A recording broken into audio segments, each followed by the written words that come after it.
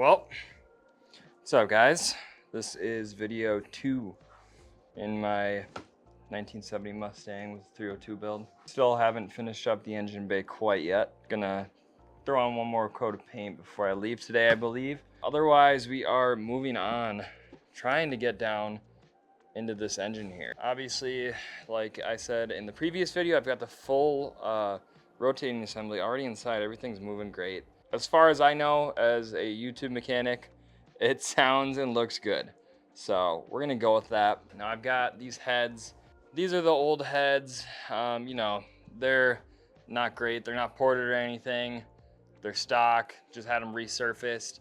They've been sitting around a little too long, getting a little bit of surface rust on there. I'm young, I'm just trying to make loud noises and go fast and drive this thing like the Dukes of Hazzard. So I know I'm not gonna get a crazy amount of horsepower out of this, but this is my first build. I'm not gonna go straight to an LS and drop it all the way down to the bare bones. Because if I'm gonna mess up, it's gonna be on a cheaper, smaller engine like this. This is just giving me the background I need to do stuff that I want to in the future, but for now, this works out perfectly for me. So I think for today, we're just gonna go ahead and throw the heads on, see how they look. All we gotta do is put a few bolts in, a gasket or two, make sure everything's snug, and then see how it looks. And you know, after that, we might even move on to painting. I think I'm gonna paint match the heads and the body while they're on.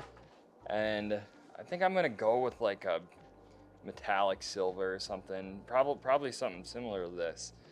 Not too sure yet. So as we get started here, I want to make sure before I put anything on that the engine is at top dead center, which basically means cylinder 1's piston is sitting at the top of the compression stroke. And this is best for timing. As you can see here, I do not have my timing mark right now. It's somewhere in some rubble. So I'm going to go ahead and use this harmonic balancer and make a mark. I'm going to use the middle here as reference, and then I can go back later and make sure that everything's timed up properly.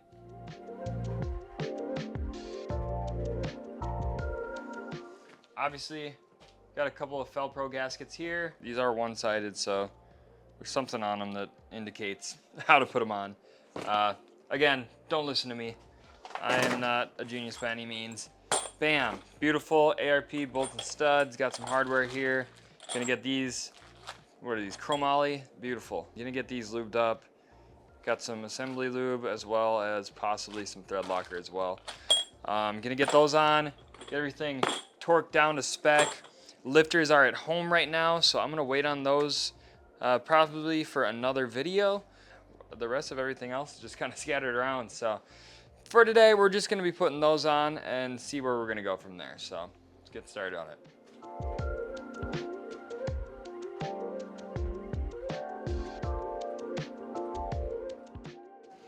You know what? I gotta take a second here. I've been here all day and I'm hungry and it's absolutely beautiful out right now. So I'm gonna take you guys with me because sunsets out here are awesome. So we'll be right back.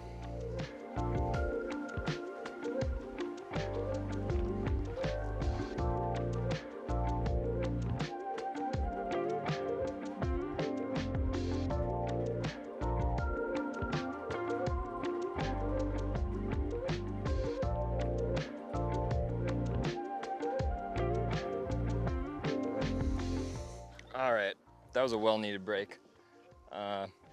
Let's go ahead and try to finish this up, see if we can't get something done for tomorrow. Otherwise, come back tomorrow, so see you.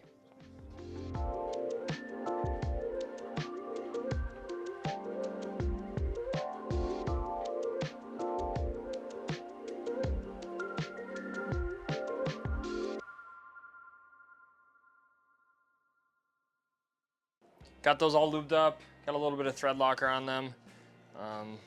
Go ahead and get these babies open and see if we can't figure out what orientation they're supposed to go in. Throw down a little bit of, I think I got some RTV laying around. Or not overkill, just a little bit. And then start to tighten these down, you know? It's gonna be nice having some more pieces being put together. All I've been doing is tearing this thing apart for the last few months. So making good progress and headway here. Okay. I completely forgot to put the washers on, so I will be putting those on at some point here, just in case anybody in the comments is worried about it.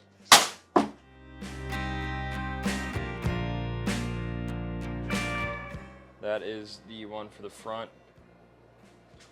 I don't know if you can see it or not. Front. It'll say it on it usually. Sometimes they'll have their logo on it too, I believe. You just want to make sure that it's in this orientation for the water jackets. Otherwise, you might be throwing water around in places you don't want to be. So.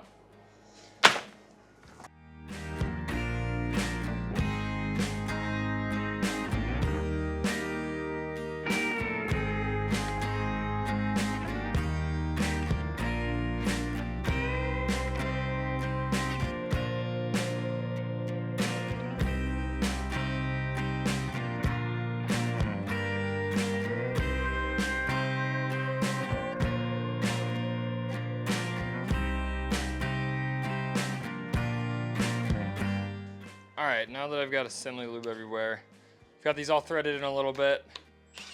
I'm just gonna drive these in, not torquing them down.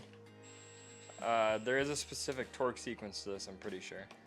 I'm gonna follow that to a T because there's a lot of other people that know a lot more than I do. And there's probably a reason for it, so we're gonna do that.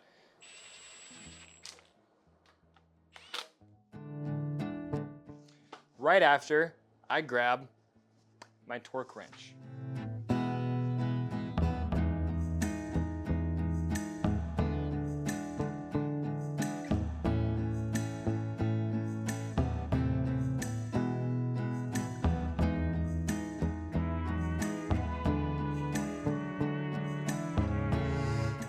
All right. Oh, all right. I guess it's not a build without getting assembly lube everywhere. So I have that in just about every nook and cranny of me. I got the heads on. I think they look great. This is pretty big for me. It's one of my first big builds I've ever done. I've worked on small engines and go-karts and stuff, but this is the first one I've ever actually taken that was such a large endeavor, especially alone. So it's pretty cool to be able to do this, and I'm hoping that I'm able to share it in a way that you can go home and relax and watch it and be inspired to maybe do a build yourself as well. I'm pretty limited on tools and experience, but there's knowledge all over the internet. Anybody can learn how to do this if they really want to. So I'm gonna go ahead, probably call it a day. Wait, no. I'm gonna throw the shorty headers on there. All right, I just threw one on there for now. Just 2 bolts in there real quick, but I mean, I'm pretty excited. I don't know, not my favorite headers in the world, I don't think, but they were cheap, and anything's better than the cast iron ones that I have underneath there. So thanks for tuning into this one. Some of the next steps obviously are just finishing the engine. Got a few things left to do. You know, we got our push rods. We gotta do our whole valve train up top and figure out all the special things that go with that. So luckily, carburetor's fully rebuilt already. So that should be working just fine when it goes. Anyways, thanks for watching today. I don't know, like and subscribe or something if you want to follow along. So have a good one.